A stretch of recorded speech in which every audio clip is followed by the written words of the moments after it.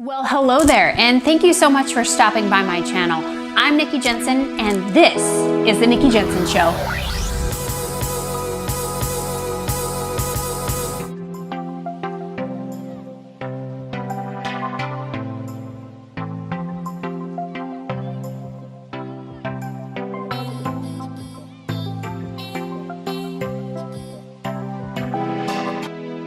In today's show, you will hear one mother's story about how she lost her 6-week-old baby. Now, despite the tone of the show, how it typically goes is we typically have a lot of fun and we laugh.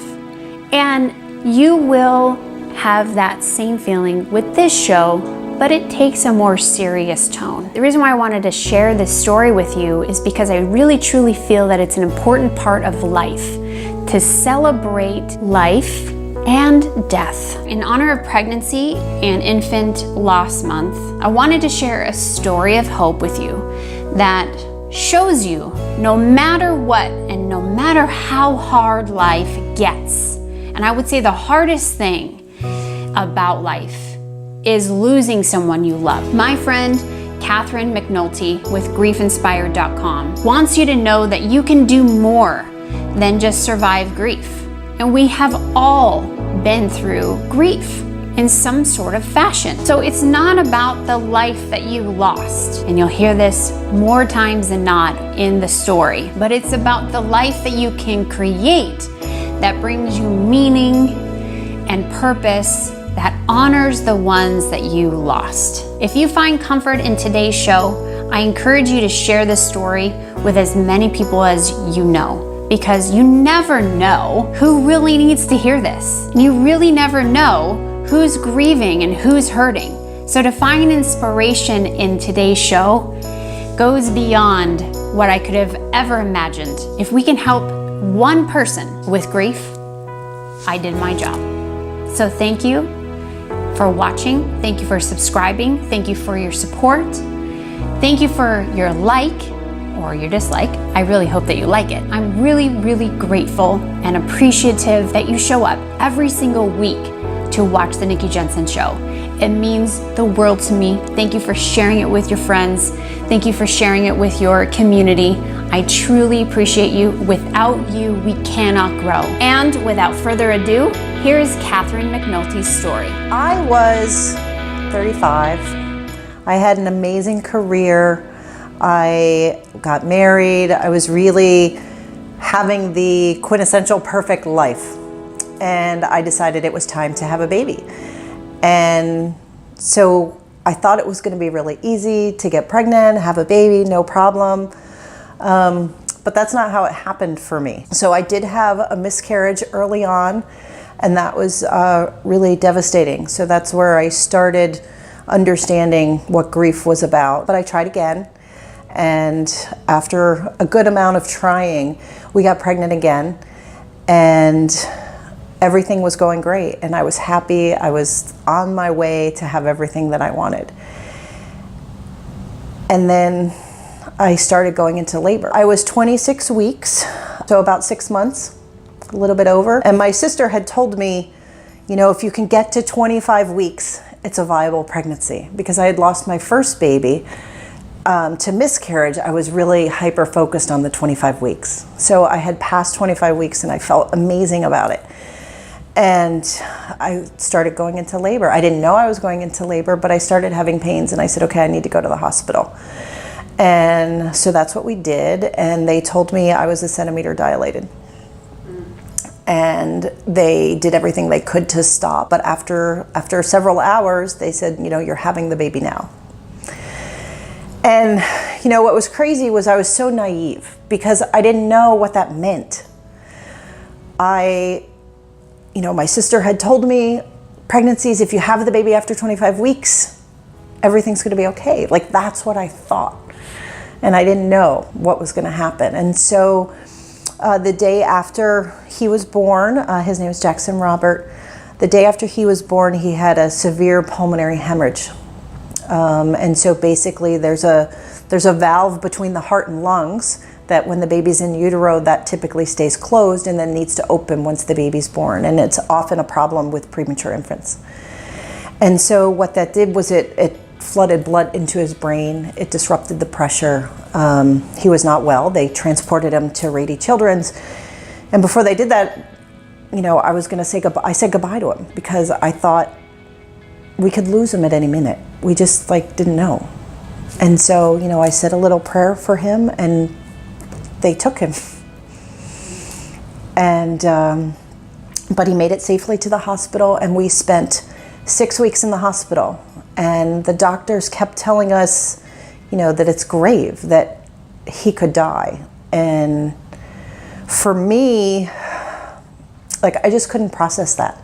I knew he was going to be okay. Because the thought of a baby dying is just it wasn't even possible, right? I couldn't even wrap my head around it. It was 6 long weeks, and after a while, they took us into a back room. So he had brain surgery, so because he started having swelling in his brain, and they released the pressure that was on his brain, but then they did a brain scan because they didn't know the damage that had happened to his brain. And they put it up on the screen and they said, here's a normal brain and here's your son's brain. And it wasn't good. I only needed to see it to know that it wasn't good. And so basically they told us that he had been living on his brainstem. And there was one time when basically his heart stopped and all the alarms went off, right? Because the breathing and the heart and all of that, it was very touch and go. And what they tell you about premature infants is that, they want to be in utero. So they don't want bright lights. They don't want you to even touch them. They want to be warm. They want to be, they want to feel tightness. They want it to be dark, as if they were, in the womb. And when that happened, it was exactly the opposite. There was a flood of lights. There were people in there. They were touching him. They were pushing me out of the way. And I wanted to be with him. And so that day, we decided that that's not how he was going to die. He had been put back on a ventilator. So we chose to hold him and take his ventilator out. And I spent 6 hours holding him until he passed away. And I left the hospital the next day, or that evening, actually it was the morning by that time, without him. I didn't know what I was going to do, because they don't prepare you for this. No one's prepared for that to happen. Up until the very end, you think something could happen. Something could save him. And when it didn't, I had to figure out what to do with the rest of my life. And that's when my grief journey started. And I started realizing that there were things that he taught me, that there were things that I started to learn. But as part of the grief process, it was really lonely.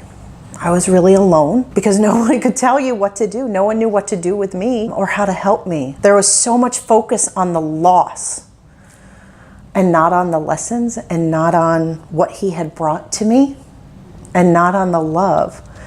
And so I started my own path and I started saying, what is this? What am I going to do? Where is the how-to? Because I was a working mom. I went back to work the week after he passed, after the funeral. And I had to get back to my life. And so I did what a lot of women do, is you buck up and you get back into it and you just go on. And I said, but this isn't good enough, because I was, for the next year and a half, I was living depressed and miserable. And I said, this can't be it. This can't be the rest of my life. And so I said, where is the freaking how-to? That's what I wanted. And I couldn't find it. And so I'm creating it. I did a lot of work. I looked within. I learned what it meant to me. I did a lot of self-discovery. I did a lot of self-awareness. And, to this day, I'm very, very committed to looking at grief completely differently. People look at you as if you're a victim because this happened to you. You're not a victim. I wasn't a victim. What made you decide to have another baby? At that time, I was 42. My fertility was like about to go out. And I said, you know, this isn't how my story is going to end. I went through a couple years where I was terrified that I was never going to be able to have a baby again. That's its own challenge, and that's its own different kind of grief and a different story for a different day. But I couldn't give up. It wasn't going to be the end of my story. And I was going to do everything I could to try to have another child. And for me, I was really fortunate because it worked. And I have another little boy, and his name's Mason Peter. But the thing that's amazing about it is that every moment that I have with him has so much more meaning because of what we went through. And I'm overwhelmed because it's not, the tears now are not tears of pain. They're tears of joy for what we have now and for what I know and what I've learned and who I've become. I'm a different person. Grief changes you. Grief transforms everything about your life. My friends are different. What's important to me is different. I'm a completely different person. I'm not the same person I was before my loss. I started Grief Inspired because I felt like people were focusing on the wrong thing with grief. Initially, when I started grieving, people look at you, right? Like if you have, like there's something wrong with you. People avoid you. I mean, especially when you lose an infant. People don't know what to do with that, right? And it's not their fault. But what happens is not only do you have the loss, and I'm talking, you know, the initial grief, you feel very numb. The real pain comes 3, 6, 9 months after your loss, when the rest of the world has forgotten and they have moved on and you haven't. And I realized that people don't know what to do with grief and people don't talk about it. And I did a lot of my own research, and you know, Earl Grollman says that the only cure for grief is to grieve. And I started realizing, like, yes, that's it. You have to grieve. You have to speak it. You have to talk about it. And I realized that the way we look at grief in society is completely wrong. We look at it as something that happens to us that we have to buck up and survive. And that's not the case. Grief is something, it's an opportunity. And again, you can't change it. Once it's happened, you can't change the loss of someone very dear to you, right? If they've died, they've died. And the reality is that grief is universal. We're all going to lose the people that we love. It's going to happen. And yet, we avoid it. We act like we're victims when it happens to us. A lot of people stay stuck. They stay angry. They stay depressed. There are people walking around miserable as a result of the grief that they've experienced. And that wasn't going to be me. And I don't think that that's where our focus should be. I think that we should talk about it more. I think that we should, as a society, learn how to help other people. And when it happens to us, how we can learn to deal with it ourselves so that you can move through it. That it's part of the human experience that we need to know how to deal with. We shouldn't be left scrambling, trying to figure it out. There should be a how-to. And that's what I'm creating, because there isn't one. When I went to support groups for infant loss, you know, it took a lot to get me to that meeting. And I was in the meeting, but I remember, because it was such a critical moment for me, I remember looking around, and even the person that was facilitating the meeting had lost a child more than 5 years ago. And on that day, she had brought in a birthday cake for her child. And it had been 5 years. And she was still, honestly, wonderful, dear soul. But she was still completely wrecked by her loss. And I just thought to myself, like, that's not me. Like, I'm gonna figure this out. I deserve to be happy. Losing my child is not gonna define who I am and what I can become and what I can do. And I set out on a journey to do just what you said, is to find my joy. And what's crazy, and I had no idea at the time when I started, that I found that joy. And not only have I found the joy that I was looking for, I found joy that's way beyond what I thought. People oftentimes will think, the loss is something that's done to you. This is, I wrote my book, it's called The Gifts of Grief. It was a gift. Losing my son, as tragic as that was a gift that has brought me immense joy because of what I know and because of the lessons I've learned. And every relationship I have now is more meaningful. And every moment I have with my son now, and the things that I teach him, and the relationships I have with my friends, and the empathy that I have for people now, right? So I go and I support other mothers through their loss. And it's amazing how much, I do it for them, but I get so much in that giving. And honestly, I'm overwhelmed. Tell me about your bracelets. So my bracelets are white howlite, and I had somebody create them for me because I wanted something to be able to hold on to. And so they're white howlite, and I chose white howlite because it's a soothing stone. It's designed to be anti-anxiety, right? There's a lot of stress that comes through the grief process. And so there's a twofold purpose for them. One is that you can wear it to honor the one that you've lost. And two is it's a reminder that you're not alone. You're not alone in your grief. And so they come in, I have ones that are pink, ones that are blue, and then ones that are just silver. And really they're just a symbol. They're a symbol of your love, and there's a symbol of the hope that you have for where you're headed. This little gift box. The heartache. These are his footprints. No words of comfort anyone can say. And this is the outfit he was wearing. I've never felt a pain like this before.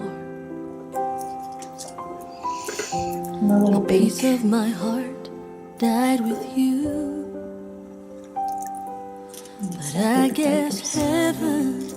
These were the diapers he was wearing. He was so little. But I can't Those are his understand blankies. exactly what for. Is this a trial of my Some of his little faith? outfits that we had. A lesson to be And you can't have candles.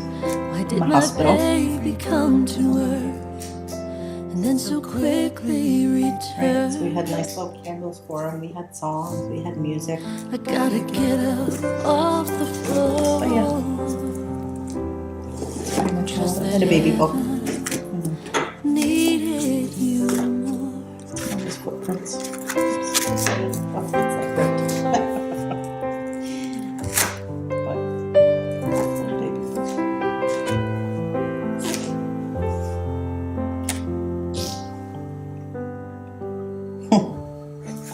I came home to an empty nursery. Your cries and laughter won't fill this room. This was not the way I planned it.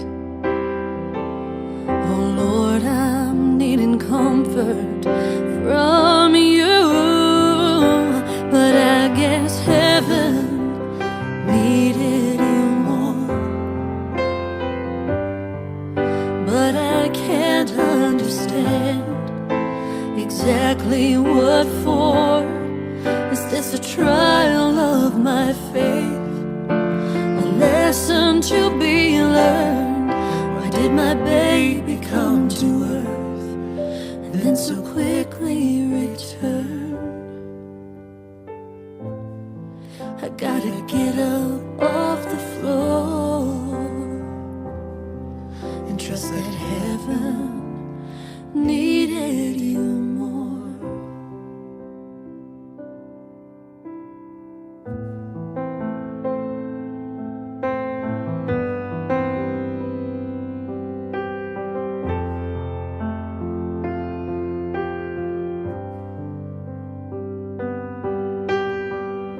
My arms are empty, but you'll remain in my heart.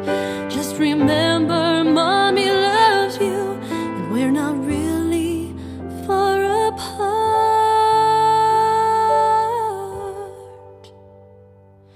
Yes, heaven needed you more.